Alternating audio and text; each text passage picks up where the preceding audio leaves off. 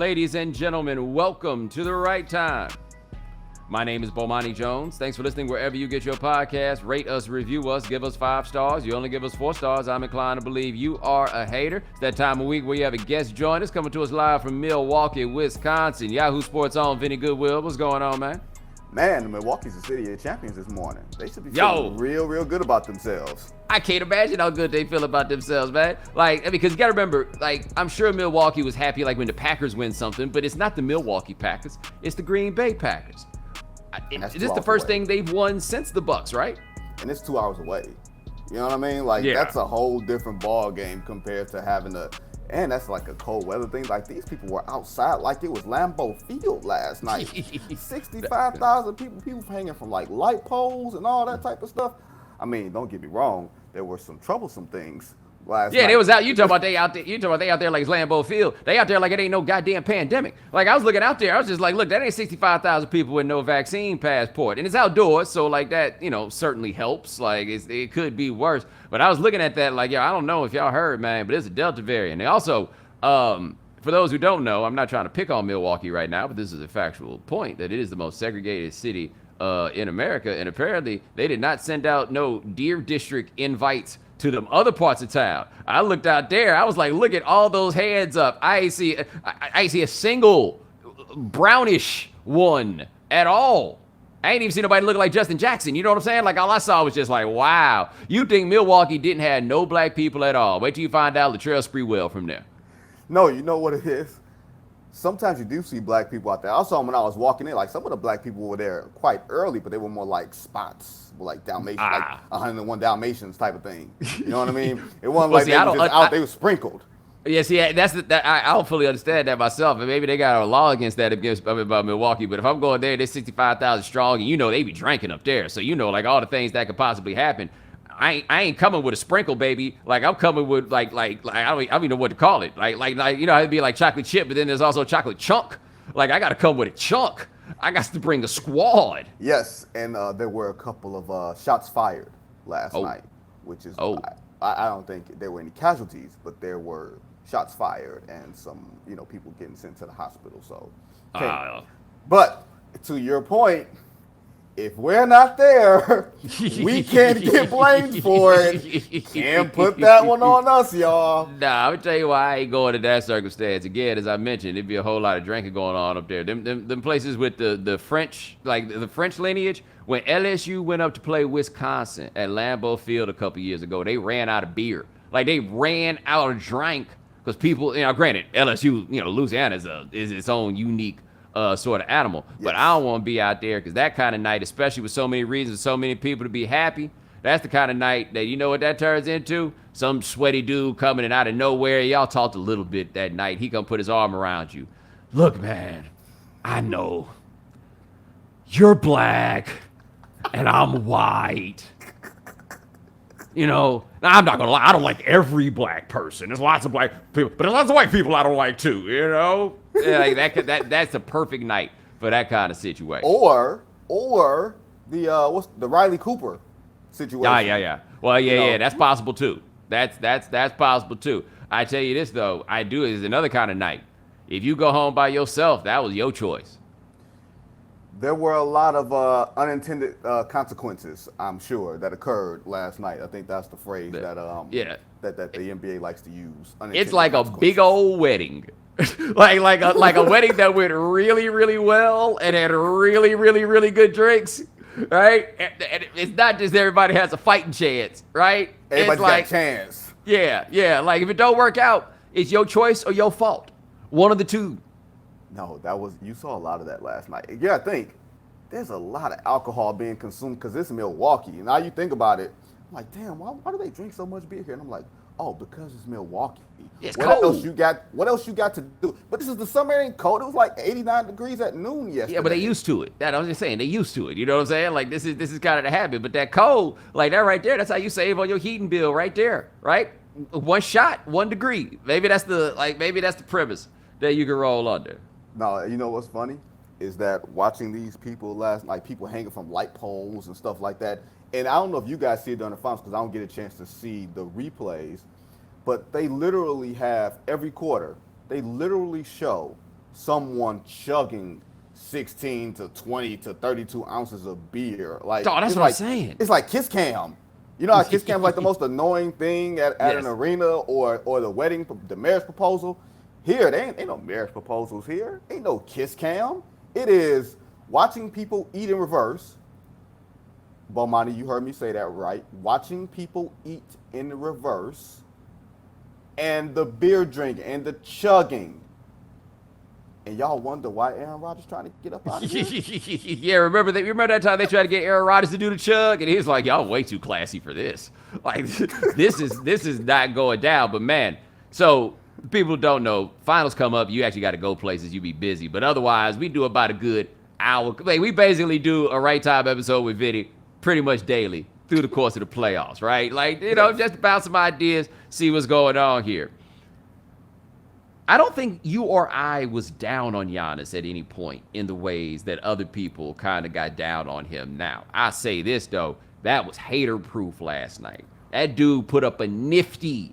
They were powerless to stop it and went to the line and was making them over and over and over again. Like, I do not generally believe that you can make something happen just because you want it so bad. But it sure looked like that's what that was last night. Dude, everything with Giannis is effort. If you think of like his iconic plays in this final series, it ain't like his sheer athleticism, or although that plays a part in it, it is want to. That block on DeAndre Ayton, a whole lot of want to. That running the floor and throwing it, and Drew Holiday throwing it up, that's a whole lot of sprinting and just getting up and down the floor when you were tired as hell and just beating somebody up and down the floor. So maybe James Harden is right where all you got to do is run and jump. You know what? Running and jumping worked a whole lot last night for a dude that can't shoot. He gave you a 50 ball. And like you said, made all the free throws when Chris Paul said he couldn't make them. And you know what else? I think the thing that he doesn't really get enough credit for is that we give him credit for blocking shots. I don't know if we give him credit specifically for being a really good shot blocker, right? Like, being a good rim protector and being a good shot blocker are not necessarily the same thing. Like, Roy Hibbert was a dude that was a very good rim protector, but he wasn't a very good shot blocker. This dude and his timing, and he was out there.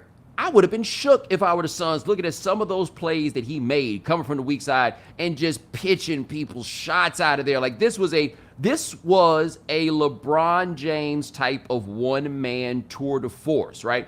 The difference I kind of think, and is interesting, and you let me know what you think about this. Now, in the first half, it was basically just Giannis doing everything, and the other guys, not much. The second half, I felt like the other dudes actually showed up, and Giannis was still giving it in that same way. Like, it wasn't I'm doing this because y'all need it in the second half. It was like, I'm doing this, and y'all are doing this too. Like, there's something interesting about how dominant he was able to be while there also being room for other people to make an impact. Yeah, I didn't get the sense that his usage was high. Like, I don't think I realized that he was close to 40 until maybe he was at like 38.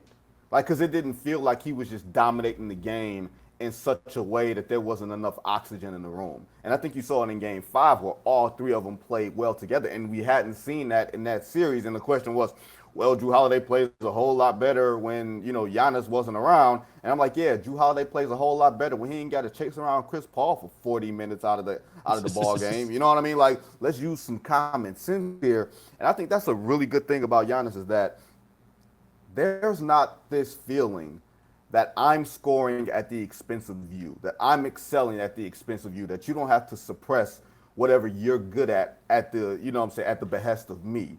I think you look at Giannis, yeah, sometimes he might pound it a little bit, but when he slides in back door or he goes up, and he gets it off the glass, he's creating a lot of that offense on his own in unconventional ways. And once again, this is a dude that we say can't shoot, but scored 50 points in a closeout game. That's more than Magic, Michael, Kareem, everybody who we say is a great scorer. This dude put the ball in the basket, and this game was close into the last 4 minutes.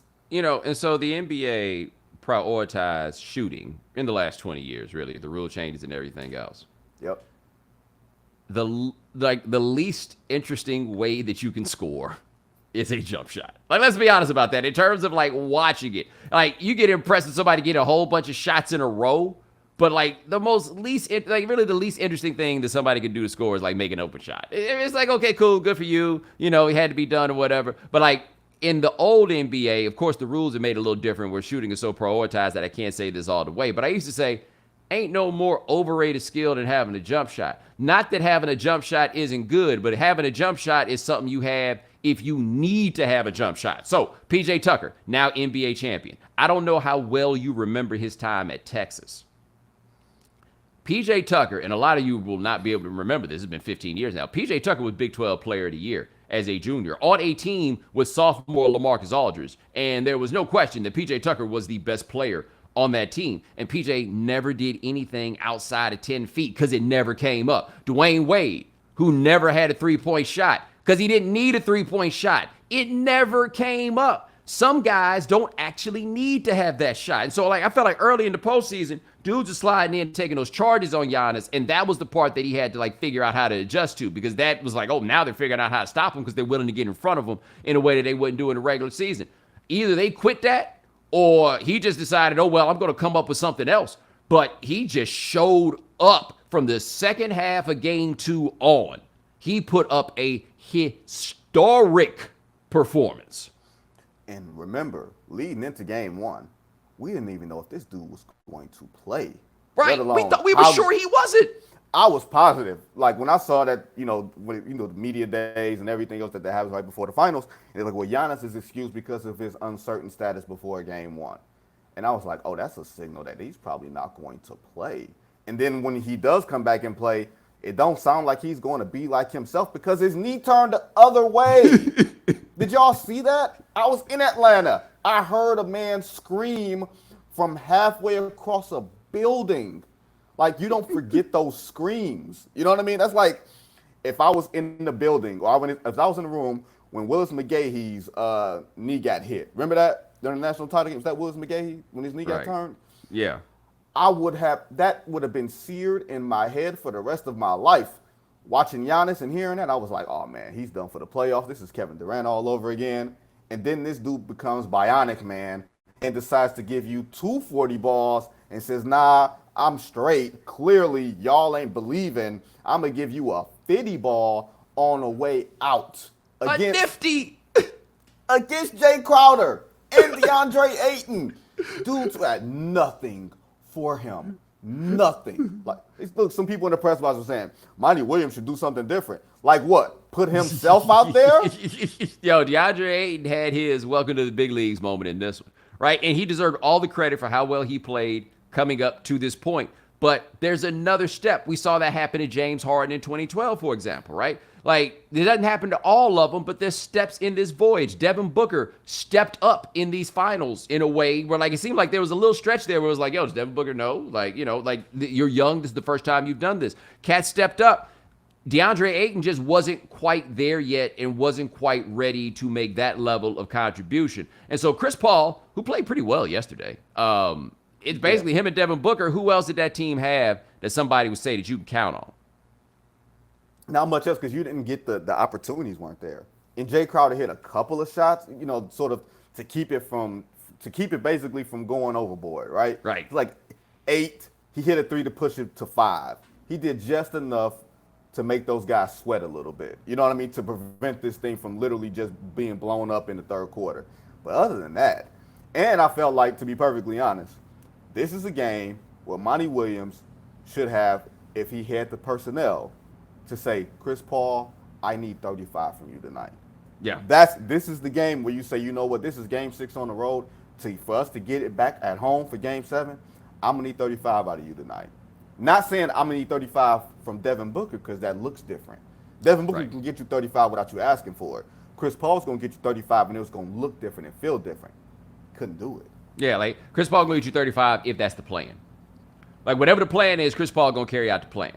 And look, anytime, because the Chris Paul shot, get to the right elbow, take about one hop step over, get that jumper. Giannis couldn't do nothing with it. Nobody was in a position where they could really do anything with it at that point. The thing about the Suns that's also interesting is this game, not so much, but the game before, they played really well, at least offensively. They didn't give them much defense. This one, they shot 24% from 3. They could not get the buckets. Devin Booker was not getting the buckets. Chris Paul gave him 26. Anybody that's using this as the opportunity to bang on Chris Paul, I just think is Right. totally missing the point on this. Like, ESPN Stats and Info broke out that stat about Chris Paul and blowing 2-0 leads. You know what the first 2-0 lead was that Chris Paul, quote unquote, blew?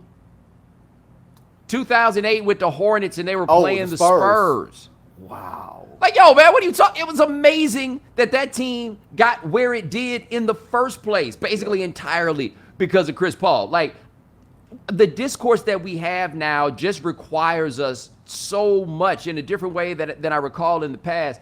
It's got to be somebody's fault, or somebody can't be as good as it obviously looked like they were, like with Giannis. Shout out to you, James Harden. With James Harden, that's the most hating thing in the world. I wish I could be 7 foot and be able to run and jump. I wish I could do that. How many people are alive on planet Earth that are 7 feet and that can run and jump? Like, just, it ain't that many of them who actually exist, right? This dude was hater-proof. It was proof. Amazing. It was amazing last night. And there's a different feel when Giannis takes over a game compared to somebody else doing it.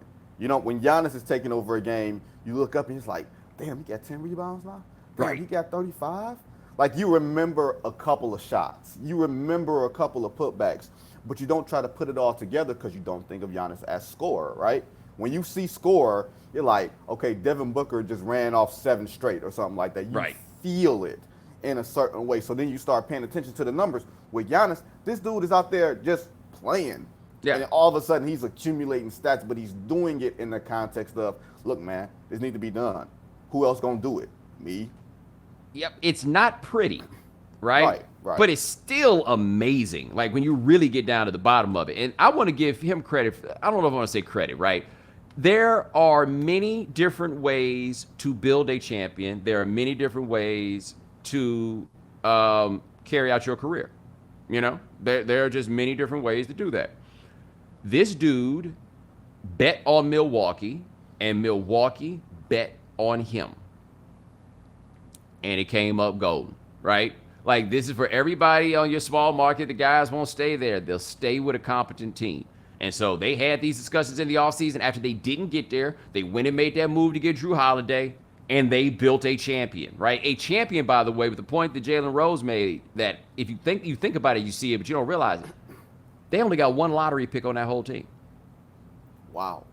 Brook Lopez. Double wow. Yeah, like, it's not even Giannis. It's not even like one of your better players. Like, they went out and they built a team like almost in a way that people build football teams. I mean, if you think about it like this, and even further your point, Giannis and Chris Middleton's first year in Milwaukee, they won 15 games and then brought in Jabari Parker, who was supposed to be the franchise savior. Like, he became, all intents and purposes, a bust. Yeah. You know, health-wise, everything else, and they survived it. And they wound up saying, wait, we got something here that's totally unorthodox. This is where I give the Bucks, whoever, you know, whether it's Jason Kidd and all those guys, and, you know, it becomes very easy to bag on Jason Kidd, right? It becomes really easy. But he put the ball in Giannis' hands. And he was like, you're going to be point everything. You're going to do everything but shoot. And all of that came into play, not just last night, but in the past 3 or 4 years. Like, all those things were like, put it like this. How many guys can you legitimately say, from today on, I can build a championship team around you as my sole best player, not knowing anything else? He's maybe one of 3. Who you got the other 2? 3. Would the other 2 be Kevin Durant and LeBron? I don't think that's true about LeBron anymore. Okay. I mean, I think it's just a matter of age. Like, Yeah, you know, yeah. I don't think it's true about LeBron anymore. And it's hard to say about Kevin Durant because we saw him in his majestic return in a situation that is the opposite of what we describe, right? So I'm not positive. No knocks on any of these guys, right? But with Giannis, I just can't think of anything truly comparable, right? Like, not to say that this is the most amazing performance that I've ever seen, but the story is so wildly different. Like, if Jokic hadn't won the MVP as being like the 40th pick in the draft, I think it would stand out just a little more how far it was that Giannis came from in this. But I was going back and I did some Googling on this, and people saw it in 2013. People saw it in Summer League. Like, this is one where, like, they just got to steal. where Danny Ainge took Kelly Olynyk instead of taking Giannis, where Minnesota took Shabazz Muhammad instead of taking Giannis. Like, there are a lot of teams that had the opportunity to have this for themselves. Dude, can you imagine? And just think about it like this. The biggest knock on him was, oh, he's light. Well, then if you get him 3 square meals a day, he going to start growing. You know what I mean? Yeah. And that, I felt like that was largely what happened, was just sort of like natural order filling itself out. And I remember seeing him as a very young player and just like, he's nothing but arms and legs, but he can get up and down the floor fluidly and easily. Like, I didn't look at him as a 7-footer. I didn't look at him as a power player probably until this year. You know what I mean? Like, I don't know how you were supposed to look at him up until this season. And I think if you look at him like a guy who has perimeter game but is a power player, the way that we frame the discussions around Giannis is totally different. Yeah, you know what I mean? Yeah. Well, I wondered this, and you're talking about like the weight thing, because one thing, I was talking to my buddy watching the game last night when they showed, and you were in the building, but they showed a clip of him in his rookie, like a picture of him in his rookie year at 196 pounds, and a picture of him now at, whatever his weight is, like, and how much taller he was. But let me tell you about that picture. He's 196 pounds. Maybe y'all think he looks skinny, but you ain't gonna be able to sell me on that. Like, that dude was cutting swole and all that stuff already at that point. You know what I mean? Like he was not Kevin Durant in 2007 when he got to the league. Like, that's just not what it was. I looked at that and I was like, you know who would not have made the mistakes that people made in passing on him? If you took a college football coach, like one of the college football coaches specialized in open box specials, like Gary Patterson, where they're good at finding guys who just need to get on a strong nutrition plan, and then everything else goes. A football coach would have seen Giannis and been like, nah, I know what's about to happen here. They wouldn't have necessarily known that he was going to grow. Right. But they would have peeped game on that. I'd also like to ask this question, and Vinny, you correct me if I'm wrong, but Giannis, like, he played some pro ball over there in Europe, right? Yep. They don't take care of y'all food? Like, what kind of game they playing over there? Like y'all wouldn't try to feed him? I could, like somebody had to look at that and be like, no, have a seat at my table. Everything in EuroLeague. Everything in where Luka came from. You know what I mean? Like, Luka was with, like, the best player in EuroLeague at age 17 or something like that. This wasn't that. And so and the other thing, Bo, when people get on Giannis for what his game doesn't have, I think they're missing all the steps that he's made from the point that he got into the league in terms of player development. He doesn't have to improve another lick for him not to be the biggest player development story in the history of the NBA, the history of the game. Or how about this? What? If you 7 feet tall and can face the basket, what are your greedy asses out here talking about? Well, what else can you do? What? More. They want more. They want more. Shoot threes. Dude. Like, that's what this nonsense has become, as opposed to somebody saying, you know what, Giannis, if you get maybe a 15-foot baseline fade, 15-foot to the middle, just a move and a counter, you'll be fine. You don't need to become a 3-point shooter. Like, everybody ain't got to be that. Look, I get that 3 means more than 2, but you know what stat I saw today? The only team to shoot worse from 3 and to win a championship were the 2004 Detroit Pistons. They shot 30% from 3. Oh, the wow. Milwaukee Bucks shot 31. And this is a team that's built to hit threes, right? And this ain't with Giannis taking a whole bunch of them this series. Giannis played disciplined this series. He was like Jay Crowder, lunch meat. Yep. Cam Johnson, lunch meat. DeAndre Ayton, weight room. Like, Yes. he looked at all of them and took their asses out. That was the most impressive thing, was just the mindset and the fact that, you know what, I may take a couple threes, but I'm going to attack the basket, and there's nothing you can do about it. Dog, if you 7 feet tall and can go to the basket without looking at it when you dribble, I just don't think what are we talking about here? Like, oh man, if he ain't got no bag. I saw that. Like, people talking about, and I don't know how many people were actually saying that, but if you are a person that tries to make this argument about Giannis and try to talk about how he ain't got no bag, okay, this is what I'll say. So let's think about a bag, like a bag of basketball moves, as being like having boxing skills, right? You got your jab, you got your moves, you got all this stuff, all those things. Okay, cool. Giannis got a gun. right? So like you can step up in here and be out here doing all this sweet science and ducking your head and making all these moves and it look all pretty and you kicking your feet up out of down. What gonna happen when I put that thing up to your temple? What that bag batter down? Like you got to do that. I don't really got to be out here fighting nobody. I got something for that. Like that's what it seemed like to me. For who and for what? Yeah. Like I get you. Like I mean, like if Shaq played right now, would people be out here talking about how Shaq ain't got no 3-point shot? It don't matter. Oh no, some idiots would be saying that. No, yeah. Have you met NBA Twitter? Oh God, like we just finding something for everybody. But this dude, all those things you talking about having are cool to have if you need them. But if you don't need them, so. One thing that people, like, I'm too young to grasp this. Vinny, you certainly are. And then, like, most people I think are listening to this are too young to grasp. But if you go back and read, like, some of the stuff and the ways that people talked about college basketball in the late 70s and early 80s when they brought the dunk back, where Phi Slamma Jamma and all the dunking they were doing was actually viewed, like, kind of controversially. And the point that Guy V. Lewis would always make, and Guy V. Lewis wasn't no basketball genius. His point always was, it's the highest percentage shot in basketball. So yeah, we had this little stretch there where like Steph Curry had a higher expected value on a corner three than LeBron James would have in the inside 3 feet or something like that. Mm-hmm. Okay, that's kind of one dude, whatever it is. That still does not mean that dunking is bad or whatever, or getting these closer shots are bad, however it is that you want to spin it. All that other stuff is if you need it. Duncan Robinson would not be shooting all those threes if he could get to the rack at will. Giannis can get to the rack at will, and they were just racking up fouls, and those fouls were all fouls. Like, it wasn't like he was just getting, like, superstar calls. No, I think people don't understand the value of, like, foul trouble. And if you didn't see that in this series where Phoenix had one dude to protect the rim and Frank Kaminsky behind them, and Giannis was like, oh, okay, you know what? They got one dude. I'm going to get him in foul trouble, and the rest is going to be a freeway. Like, I don't know since when we became like these group of people where we said, the further you go out, the better. I grew up saying the closer you get to the basket, the easier it is.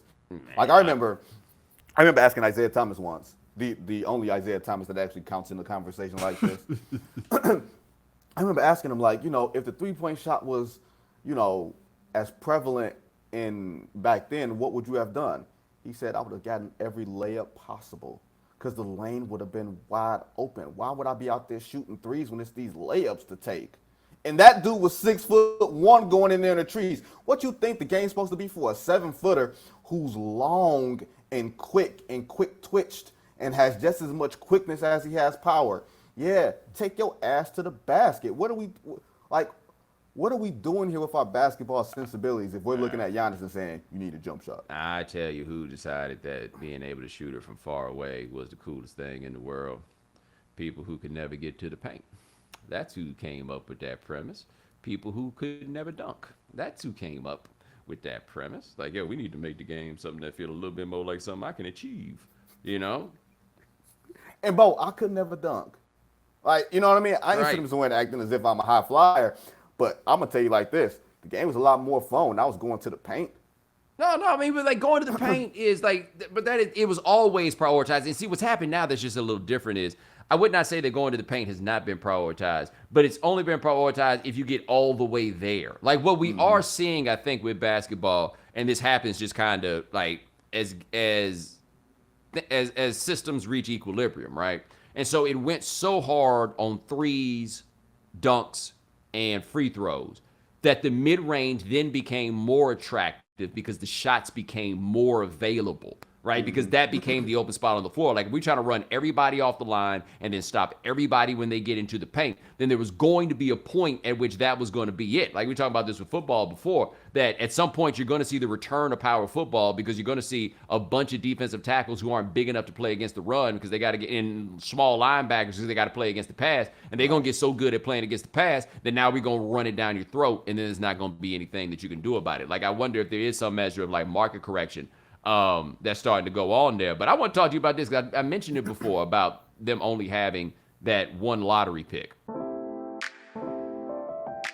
Keeps offers a simple, stress-free way to keep your hair. I like having hair. I'd like to keep the hair that I have right now. They've got convenient virtual doctor consultations and medications delivered straight to your door every 3 months, meaning you don't have to leave your home. It's low cost. Treatments start at just $10 per month, and Keeps offers generic versions. They've got discreet packaging and proven results. Keeps has more 5-star reviews than any of its competitors. Prevention is key. Treatments can take 4 to 6 months to see results, so act fast. Keeps helps men keep their hair and prevent hair loss. If you're already entirely bald, Keeps is not the right solution for you. That's too bad. If you're ready to take action to prevent hair loss, go to keeps.com/Bomani to receive your first month treatment for free. That's keeps.com/Bomani to get your first month free. keeps.com/Bomani. Commercial support for The Right Time with Bomani Jones has been provided by BetterHelp Online Therapy. As we begin to see the light at the end of the COVID tunnel, a lot of people are still feeling down and emotionally out of sorts. You may not feel depressed or at a total loss, but if you're feeling a little bit off or your relationship's suffering, that could be a sign you should talk to somebody. Online therapy can help. BetterHelp is not a crisis line. It's not self-help. It's professional therapy done securely online. Fill out a questionnaire to help BetterHelp assess your needs and match you with your professional licensed therapist. Secure weekly video, phone, or even live chat appointments. Therapists have a broad range of expertise that may not be locally available in your area. Log into your account anytime to send a message to your therapist. BetterHelp is committed to great matches, so it's easy and free to change therapists if needed. It's more convenient and more affordable than in-person therapy, and financial aid is available. Our listeners get 10% off their first month at betterhelp.com/Bomani. That's betterhelp.com/Bomani. Phoenix was terrible for 10 years.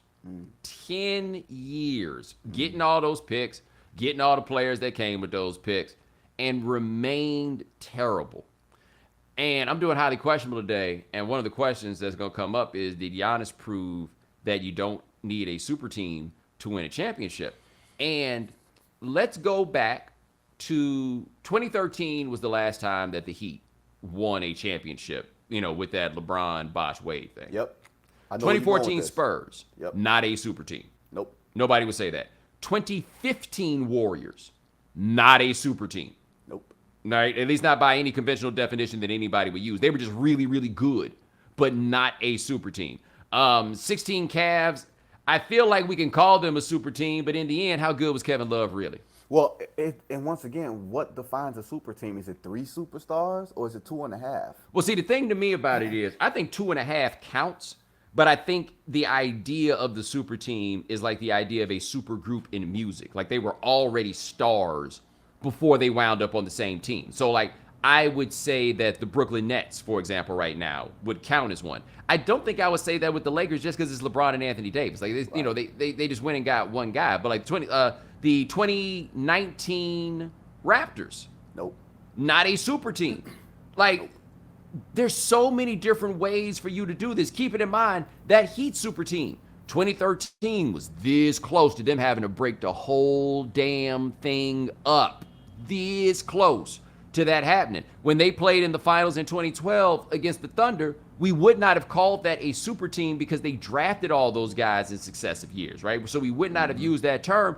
But, I mean, that team got to the finals. If that team sticks together, they're legitimate championship contenders, perhaps for a decade or whatever it is, and we're probably not going to call that a super team.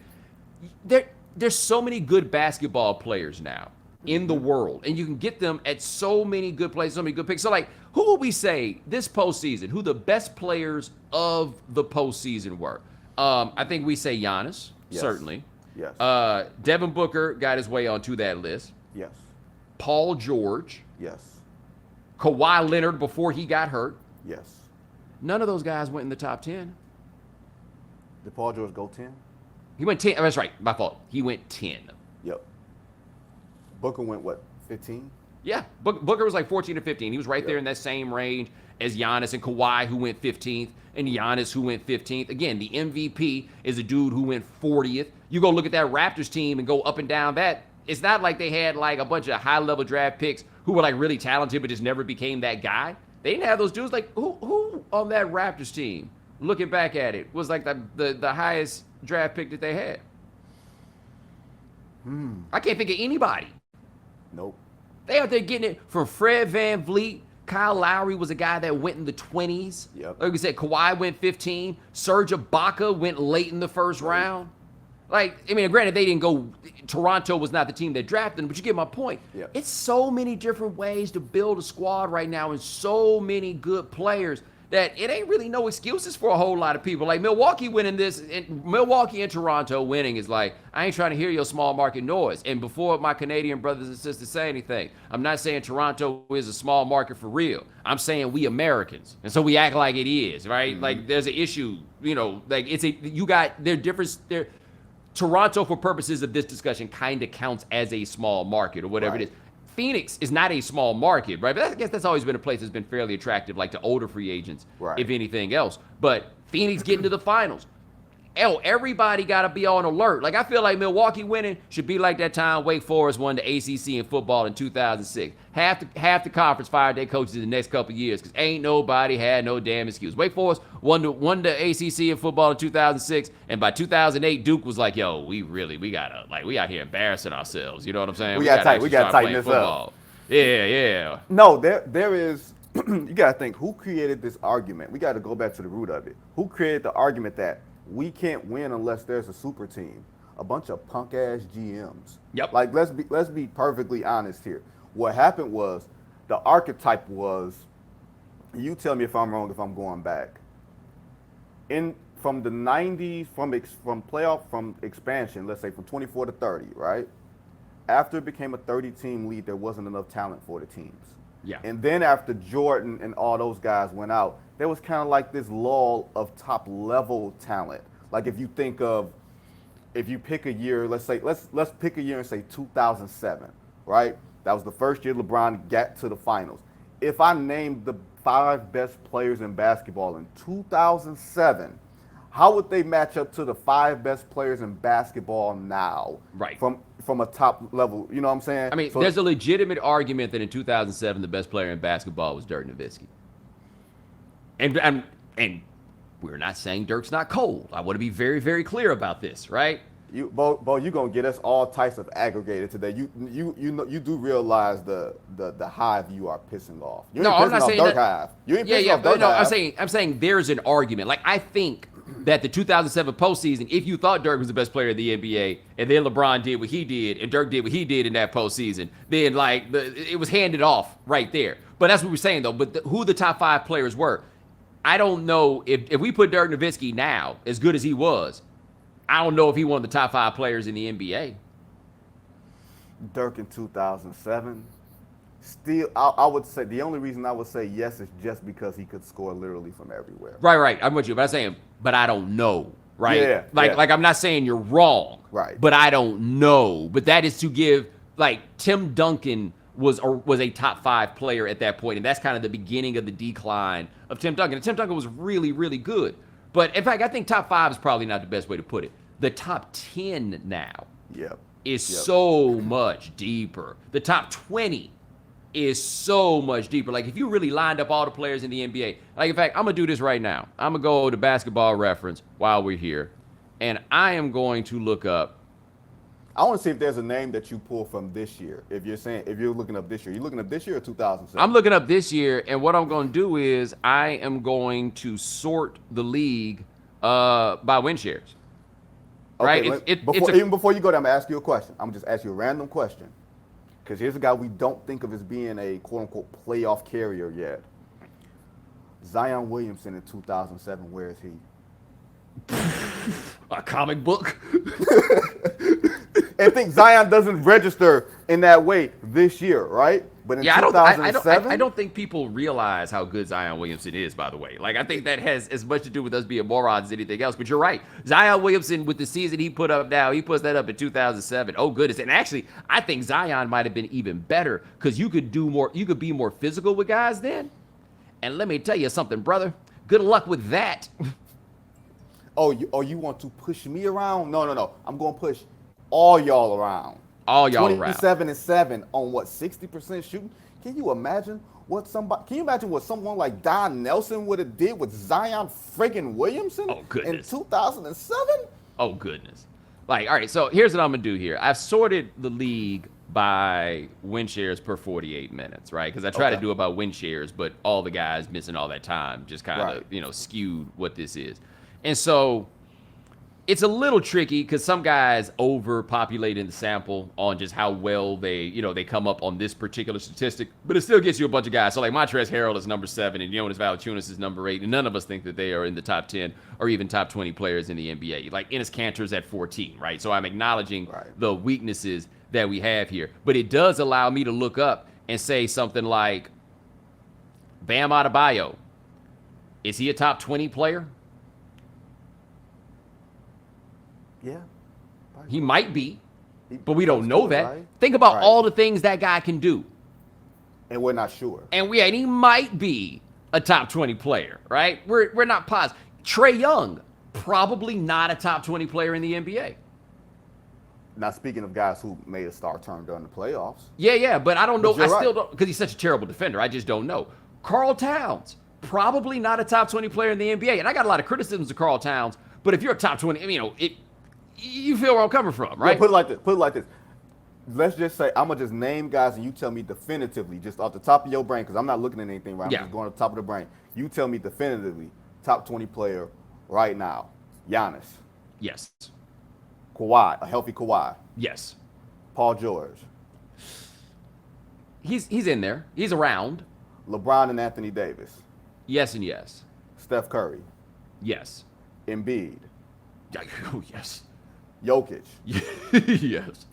Now, mind you, I haven't even said Harden, Durant, Kyrie Irving, and we got to 10 names already. Right. Look, Kyrie Irving, maybe.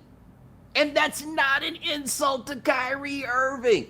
Chris Middleton just was the second best player on the title team. I don't know if Chris Middleton is one of the 20 best players in the NBA. Is Jimmy top 20? I'd say probably. But it's not. It's one of those like Hall of Fame arguments. It's not a definitive yes, but you could be talked into it. You know what I mean? Jason Tatum. Look, he didn't make an All-NBA team this year.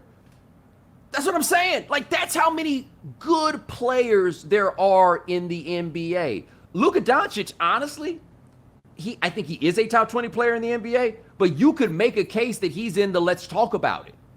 Yeah. Now granted, he's out there playing with bums. Like, we understand that part. But, I mean, Zion Williamson, probably a top 20 player in the NBA, but another one where I could see that maybe you're not sure. I would say, for me, I would say because of what he does, I would say yes. Yeah. I would say for sure yes. Yeah. But I would understand if there's a discussion. How about this? Devin Booker and Chris Paul. There's a discussion. We gotta talk about it. We have to talk about it. And Chris Paul's still really good. Devin Booker had y'all was wrong for this. Had y'all out here talking about he Kobe. We didn't mention Rudy Gobert. We mentioned, you know what I mean? We haven't mentioned a whole bunch of guys. So to me, if you're an organization, you have zero excuse. Back to your point, you have zero excuse to not at least go for it. Because there's not one team, not even the Brooklyn Nets, who, they may very well be in this spot next year, but you can't say for sure that they're going to be here next year. There's no reason for you to say, you know what, there's not enough talent for me not to be going for it. Now, if the talent doesn't work or whatever, all right, so be it. But this ain't 2007 where you're saying there's not enough stars, there's not enough talent, there's not enough game to go around. That ain't this. No. And you can't say all you need is a super team to win, because all the evidence that we've been shown over the past decade and a half is that it ain't about super teams. What's a super team? It's not like a bunch of excuses. Right. So with the Warriors thing, where you just added Kevin Durant to Steph Curry, like, yes, it was a little bit overkill. I see where people are coming from, right? With also having one of the probably 10 best shooters in the NBA already on the team. Like, they just put together a perimeter that, what were you supposed to do? Can you imagine watching Phil trying to come up with something? Pray. That's what we're going to do. Coach, we gonna switch 1 through 3? Yeah, but it ain't really going to matter. Y'all know the end result of this, right? No, right. Right, we gonna get Steph Curry. We gonna get a mismatch for Steph Curry, or we gonna get a mismatch for Kevin Durant. What are you supposed to do? It's just not there, right? There's just not that much that you can wind up doing. But everybody else, you can go out there and get you a championship team. And I have to say, when the NBA decided that it wanted more parity, I was like, nah, people don't want that, right? Like we tend to have long-standing dynasties. That's what people want. But the part that I just didn't do the math on was part of why it was the way it was before was because there weren't as many great players as they are now. Like basically, with the exception of 1994, 2004, and 2019, and I think 2021 would add to this. You had to have a top 50 player of all time at the time of the discussion to win a championship. Yep. Every team basically that had won a title had 2 top 50 players of all time on their roster. Every single one of them did that. It ain't got to be like that no more. No. Well, here's the thing. Not only is it not just because you don't have to have that, if you just have a team full of good players, like you don't look at the Milwaukee Bucks. In the context of today's NBA, you look at them and say, man, they're deep, they're a championship team, but they don't overwhelm you. Right. You know what I mean? And as good as the Phoenix Suns are, and I think the Suns will be better as Bridges gets better, as Ayton gets better, as Booker matures a little bit more, none of it scares you. You should look at this, and this should become inspirational to you if you're an organization. You're like, wait, as much as we can crack on, you're like, man, look, Milwaukee got a player that can't shoot. And they just won a title. And that's not me making fun of Giannis at all, because, once again, I just sung all his praises. But I'm just saying, y'all looking at teams being built in unconventional, there is no conventional way now. You know what I mean? There isn't that. They built this team around the dude who got to America, started eating, and grew, and a guy who spent time in the G League. A second-round pick. Like, they built and developed a team and then presented a pitch to one of the 5 best players in the NBA at a time where everybody, I don't want to say bail because that has a negative connotation, but at a time where everybody was going to try to find, the best, I don't want to say the easiest way, although Giannis did stick it to James Harden with that. But, to find this way to get with this these top-level guys and figure it out. And they organically built a team through years and years and years of development. And here we are. And here's the worst thing. The best thing about this. They did it with Mike Budenholzer as their head coach. Do you know how great you got to be as a team to win a championship that way? People like, you got to be out here hating if you don't want to give Budenholzer credit now. And I promise you, I'd be willing to if I could. Like, I turned around on Nick Nurse during 2019 when he was literally matching wits with Brett Brown, right? But he did a good job in the final. Coaches in the basketball. We were because we were at that that game in Philly. Remember, we were hanging out that game in Philly, and we were just like, ain't no coaches in this game. It's like nobody is coaching. And then Nick Nurse won a championship, so I was able to acknowledge that it looked like they ain't had no coach, and then he did a better job coaching. Like, I'm not just going to stand in this just to be right. I just need you to tell me what the hell Budenholzer did. Look, someone said. I was on NBA TV yesterday, and they said Budenholzer made the adjustment to put, to stop sticking Bobby Portis and Brook Lopez on to Chris Paul. I said, are we calling that an adjustment? We're giving them credit for that? Or we can just say, hey, Drew Holiday, you're one of the best on-ball defenders in the league. Guard your man. Yeah, does that count as an adjustment? Is that kind of common sense? I told you the way I put that is that's like saying it's an adjustment to turn the light on and now you can read. This is what is it that we are talking about here? I'd still fire them. Just because we won a championship don't mean we got to keep you. There gonna be some dudes on this team who don't come back after they win a championship. Ask Tyson Chandler about that. You know what I'm saying? I'd still fire this dude. Nah, man, I'm just saying we can do better. Darvin Ham, right there. We got to give you a front office job. That's fine. We'll move you upstairs. You know what I'm saying? Make it look soft. Make it look like a smooth transition. A cushy landing. Think about it. What coach has won Coach of the Year 2 times? That legitimately won Coach of the Year twice. That we literally look at him and be like, man, he just ain't got it. Yeah. What is he missing? Whatever it is, he ain't got it. All right, last thing for you. It's gonna sound mean. Are you surprised that Chris Paul didn't throw a temper tantrum? Like they was egging him when they sent Scott Foster to officiate that game to begin with, right? Like they sent his nemesis to officiate the game, and then Bobby Porter's old country ass got in there, like I think Bobby Porter's like, oh, we can get him. Bobby Porter's got on the microphone, and it just hit me. I know a lot of people from a lot of places, right? The one place that people are from and you can't get it out your mouth is Arkansas. Yes. Like, if you think about whoever you know from Arkansas, they all still sound like they from Arkansas. And so to give you to help make this point, our buddy Michael Eaves. Michael Eaves is from some town in Kentucky that ain't got no dot. Right. All right? I'm not sure what part of Kentucky, but whatever. You have no idea of this. I had to tell you this. Think about who you know from Arkansas. I got one name. One name, and this could, not that this would throw you off, but this could be the extreme anomaly. Derek Fisher. I guess so. And I want to know how much work he put into this. That's the thing. I need to know what it sounded like when he was in Bill Clinton went to goddamn Oxford. Still sounded like he from Arkansas. He still sounded like a country. And Bobby Portis, I covered him in Chicago. This is not a dude who, I'm in Milwaukee now, I'm going to start showing my ass. Bobby Portis was Bobby Portis the day he got drafted as a Chicago Bull. This was not anything new. Like, did you notice the moment? Speaking of Chris Paul, did you notice the moment? I can't remember what quarter it was. Might have been second quarter. Where Bobby Portis looked like he was going to maybe give the right hand of God to Chris Paul. Mm-hmm. Like, these hands work.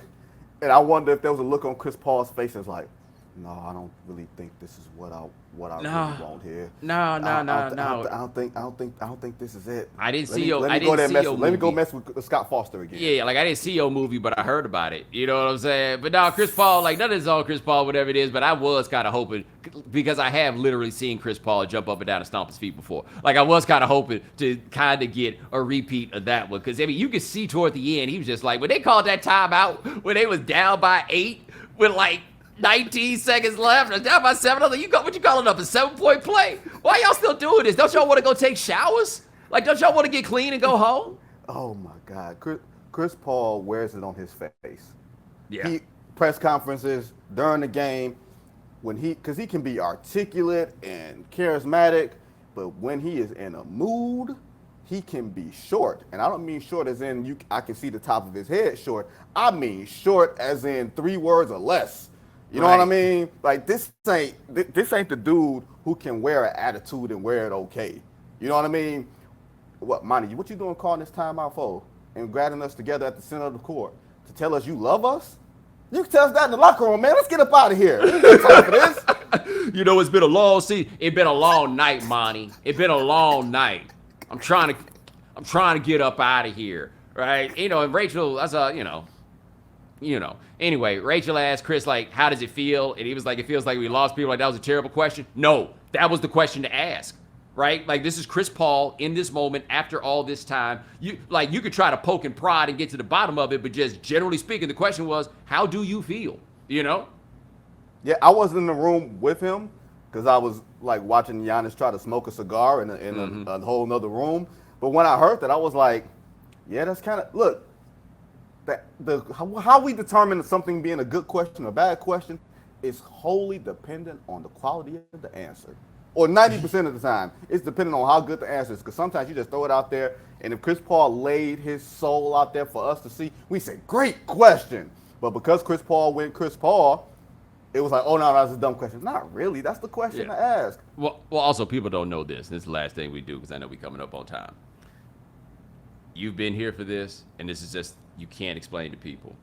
Elimination locker room or elimination post-game availability is the most awkward thing that we do in this business. It's the closest thing to asking people questions like in the emergency room after somebody dies. Like that's the only thing I can give you. The room is stale and funky. Right? It's just dudes sitting around looking sad. Mm-hmm. They don't really want to end. By the way, the topic of discussion is how y'all lost. Like, that's what we here to talk about. Unfortunately, that's the game. Ain't no good way to do these. None. And usually you asking questions after a game about, framing about how y'all lost, but usually framing it about what you can do tomorrow.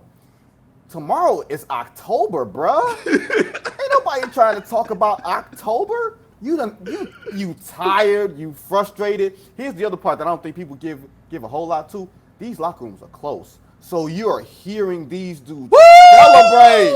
Woo! Cause I'm on. Cause I'm on. You know? And you gotta stop your train of thought to hear this in your head, right, and say, yeah, we know we lost. Don't believe it yet, watch.